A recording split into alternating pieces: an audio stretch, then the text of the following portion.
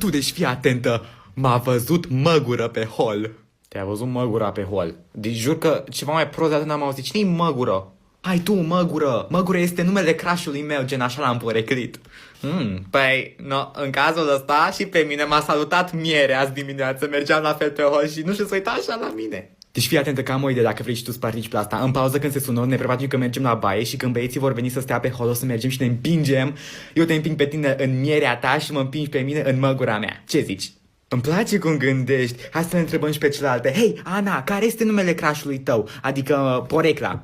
Știi tu ce zic? Păi dacă punem problema așa, numele crush-ului meu este Nutella. Ai, ce cute Nutella! Al tău, Denisa, care este? Numele crush-ului meu este Ciocolata. O, Doamne, Ciocolata, ți-au zice romantic, Doamne! Bianco, și numele tău care este? Numele meu este Carcadușa. Doamne, că altă clasă mai proastă nu puteai să-mi dai.